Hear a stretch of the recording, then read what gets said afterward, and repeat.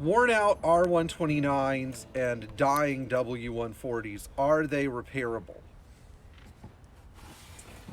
I got a lot of wonderful feedback from my last video on 5 classic Mercedes to avoid that reflected particularly on the W140 series cars and the R129 series cars. And there are some particular reasons why buying worn out, tired, dead versions of these cars is such a terrible idea. I'm not saying that, I'm going to show up and punch you in the face if you do it, because I'm not. I remember Mauricio, one of our subscribers, basically got a free S500 and with used eBay parts was able to get the thing running reasonably well again.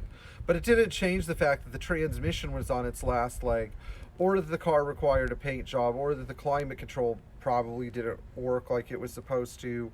And the car possibly, I don't know, Mauricio, fill me in, but I think we had identified that the evaporator may have had some issues too.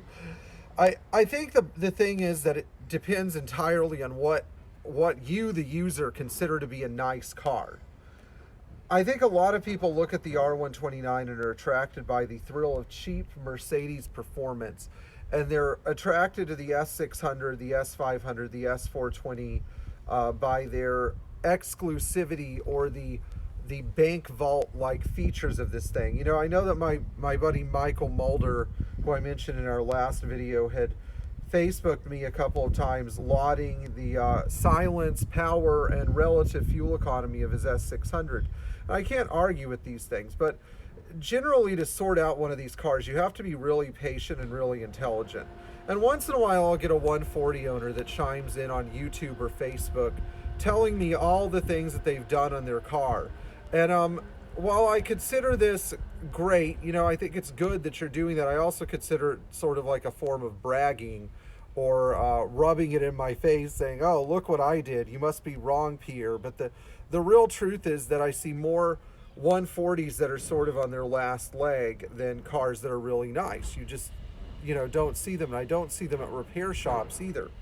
Now, I'm not exactly the best person to ask, granted, because I'm one of those people that knows when something is just not worth my time. And when somebody brings me a dying R129, I just say, look, it's just not worth my time to work on this car. I'll work on a nice R129 because, everybody likes working on a nice car, especially a 1990 to 92 model with K-Jetronic.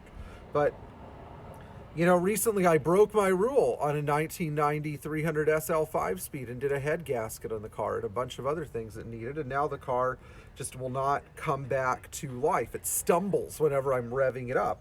And I've been through everything, the fuel distributor, the K-Jetronic control unit, the oxygen sensor, the entire ignition system. I mean, you name it, and this car will just not respond favorably. So I don't really know what to do about this particular car or any other 140 or 129 that's been ridden hard and put away wet. Now, this doesn't always apply with 107 series cars, 124s, 126s, and 123s, because you don't have a bunch of electronic interference and everything.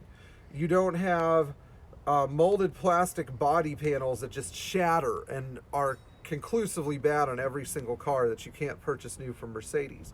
You just don't. The build quality of those cars is so awful that once they have gone to crap, they can't be brought back.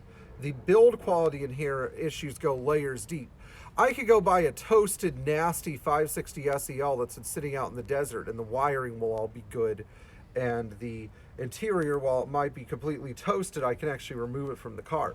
The core parts of the W140, for example, such as the wiring harnesses or the HVAC controls and the HVAC case, will all be totally deteriorated by the time I dig in there on a similar car. And that's really wherein lies the problem.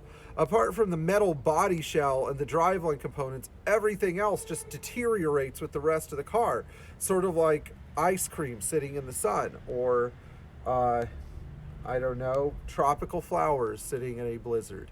The inherent problems of these cars go so deep that if you have a bad one, making it into a good one will essentially bankrupt you time-wise to the point where you should have just bought a good car in the first place. And, you know, I don't see it as a bad thing if you like the 140 or the R129. Just don't go out and buy a car that's in terrible cosmetic condition and then expect to fix it up. Now, some people, I have this friend named Anthony. Anthony's out on the West Coast. Anthony bought a 500 SL, and he bought it inexpensively, but it was still a good car that hadn't been left out in the sun to rot. So it doesn't mean that you have to pay a ton of money to get a good one either. You know, but in the meantime, I had another guy, a very fine gentleman from across the pond, contact me with the CL500, and he goes, I've done everything to this car except it needs to be painted, and it's been sitting in the Arizona sun. And, you know, I know better than to get involved with a car like that. You know, you should too.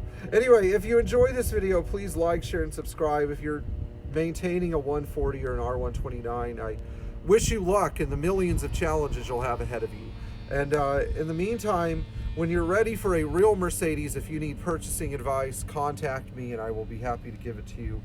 I provide advice to people because I want them to be happy with these cars, not because I'm trying to make a ton of money off of it. So